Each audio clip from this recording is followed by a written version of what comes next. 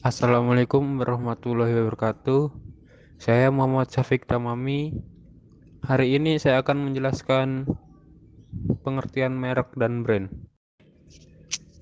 Pengertian merek. Menurut Kamus Besar Bahasa Indonesia, merek adalah tanda yang digunakan oleh pengusaha, pabrik, atau produsen dan sebagainya pada barang yang dihasilkan sebagai tanda pengenal untuk menyatakan nama dan sebagainya. Kedua, menurut Undang-Undang Nomor 15 Tahun 2001 Pasal 1 Ayat 1, merek adalah tanda yang berupa gambar, nama kata, huruf-huruf, angka-angka, susunan warna, atau kombinasi dari unsur-unsur tersebut yang memiliki daya pembeda dan digunakan dalam kegiatan perdagangan barang atau jasa. Yang ketiga, menurut Lem It I 2001, merek adalah nama, istilah, tanda, simbol, atau desain atau kombinasi semuanya yang mengidentifikasikan produk para penjual dan membedakan dari produk para pesaing.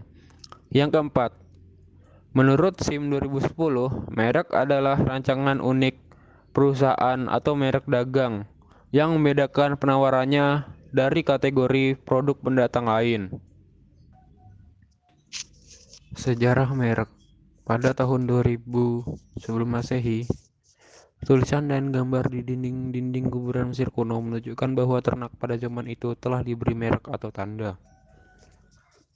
Pada zaman Romawi kuno, toko-toko memakai gambar-gambar seperti sepatu, sapi, atau daging untuk mengidentifikasi produknya. Contoh-contoh lainnya meliputi tanda identitas pada porselin Tiongkok kuno dan guci Yunani dan Romawi kuno. Pada pertengahan abad, sejumlah bisnis seperti membuat roti dan pengrajin perak dikendalikan oleh serikat pekerja yang memberikan semacam tanda sertifikasi kualitas.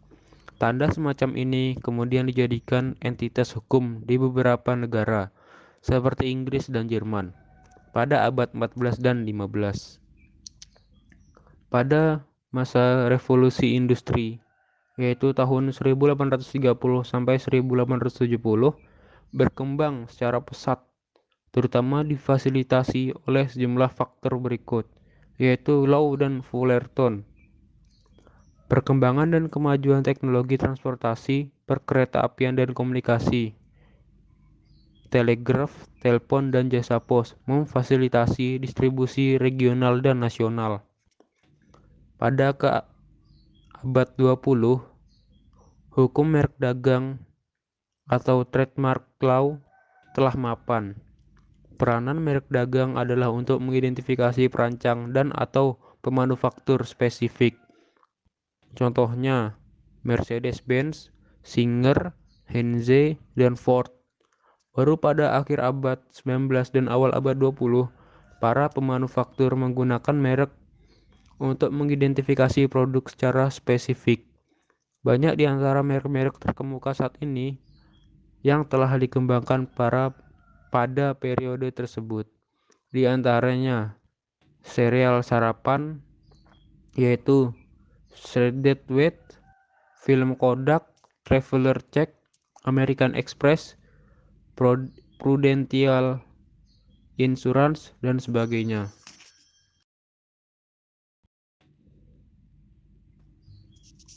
Bagian merek. 1. Nama merek atau brand name adalah sebagian dari merek dan yang diucapkan. Kedua, tanda merek dagang atau trademark adalah merek atau sebagian dari merek yang dilindungi hukum karena kemampuannya menghasilkan sesuatu yang istimewa.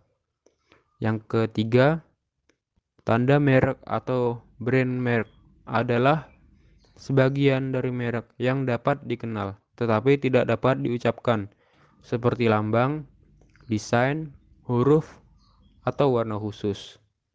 Yang keempat, hak cipta atau copyright adalah hak istimewa yang dilindungi undang-undang untuk memproduksi, menertibkan, dan menjual karya tulis, karya musik, atau karya seni. Fungsi dan manfaat merek. Yang pertama, fungsi indikator sumber. Merek berfungsi untuk menunjukkan bahwa suatu produk bersumber secara sah pada suatu unit usaha, dan karenanya juga berfungsi untuk memberikan indikasi bahwa produk itu dibuat secara profesional. Yang kedua, fungsi indikator kualitas. Merek berfungsi sebagai jaminan kualitas, khususnya dalam kaitan dengan produk-produk bergengsi. Yang ketiga, fungsi sugestif. Merek berfungsi sebagai jaminan kualitas, khususnya dalam kaitan dengan produk-produk bergengsi.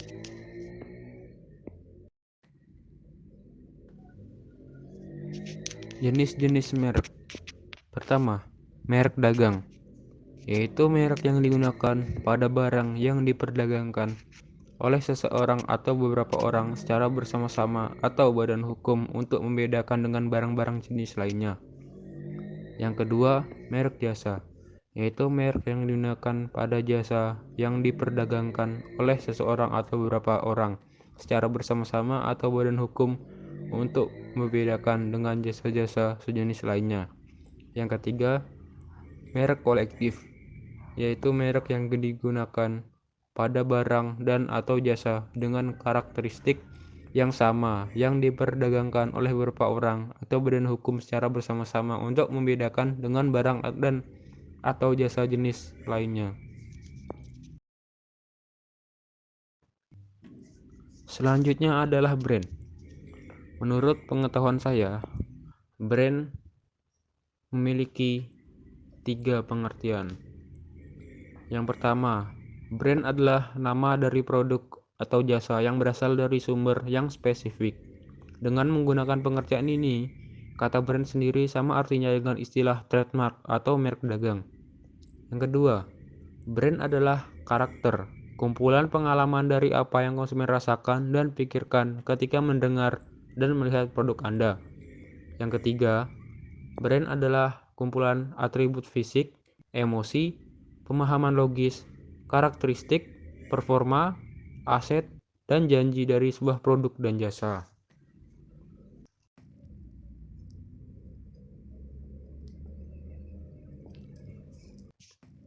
Sejarah brand. Sejarahnya sendiri berawal dari sebuah aksi pemberian cap para peternak untuk menandai hewan mereka dengan menggunakan besi panas. Hal ini dilakukan dengan memudahkan para jagal sapi untuk mengidentifikasi dari peternakan mana saja hewan-hewan ini berasal. Dengan majunya zaman dan meningkatnya barang-barang perdagangan pada abad ke-19, para pembuat produk pun menggunakan tanda khusus yang diberikan ke berbagai macam produk mereka, seperti obat batuk, karung gandum, gula, bir, dan lainnya, yang menandai bahwa barang-barang tersebut milik mereka.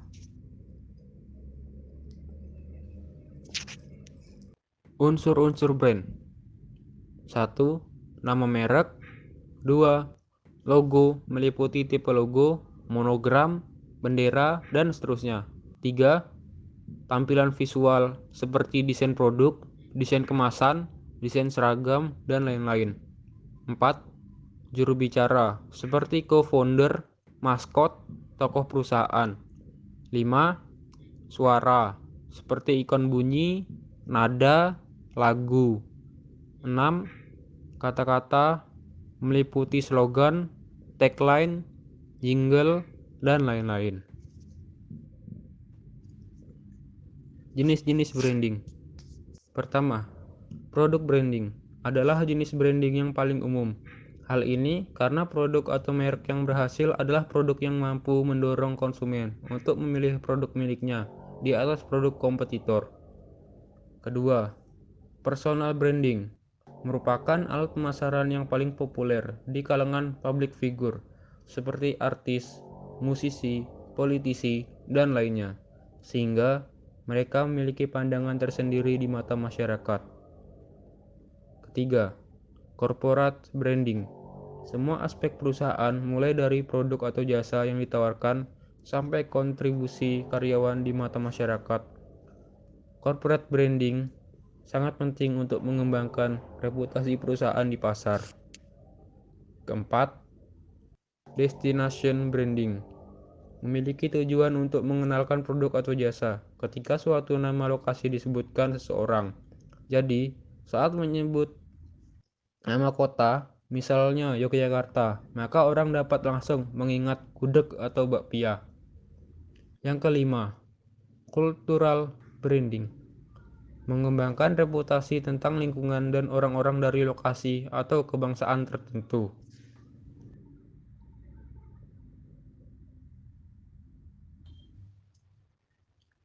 Fungsi dan tujuan branding. Sebagai pembeda, di mana perusahaan yang memiliki brand kuat akan mudah dibedakan dengan kompetitor. Promosi dan daya tarik. Jika Anda memiliki brand yang kuat, maka promosi akan lebih mudah dilakukan. Pelanggan cenderung memilih brand yang kuat dan loyal terhadap brand yang sama. Membangun citra, keyakinan, jaminan kualitas, dan prestasi. Beberapa hal ini akan membuat bisnis Anda menjadi mudah diingat. Pengendali pasar. Brand yang kuat dapat mengendalikan pasar karena masyarakat telah mengenalnya. Pembuatan merek atau brand. Kawasaki.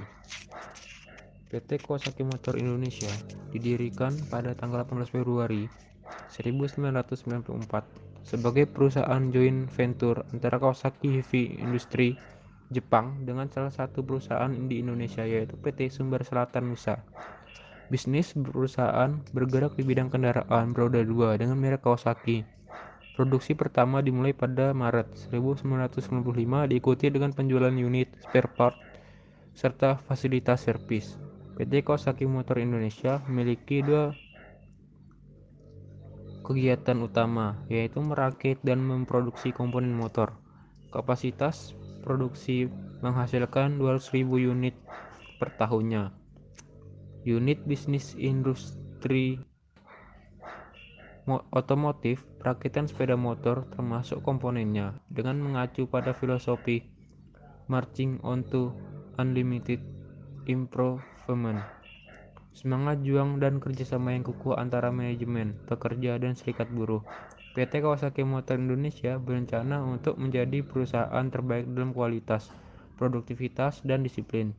Untuk meraih target-target tersebut, beberapa upaya yang harus dilakukan secara berkesinambungan ialah sebagai berikut.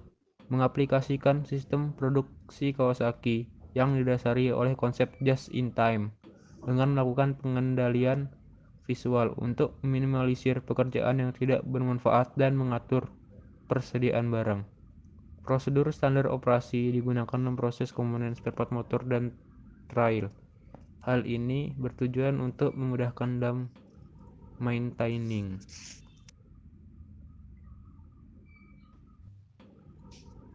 Contoh soal dan jawaban. 1. Ada berapakah jenis-jenis merek? Jawaban: ada 3 jenis-jenis merek, yaitu merek dagang, merek jasa, dan merek kolektif. Kedua, sebutkan jenis-jenis branding. Jawaban: produk branding, personal branding, corporate branding, destination branding, dan cultural branding. Soal ketiga, apa pengertian dari merek menurut SIM 2010? Jawaban: adalah rancangan unik perusahaan atau merek dagang yang membedakan.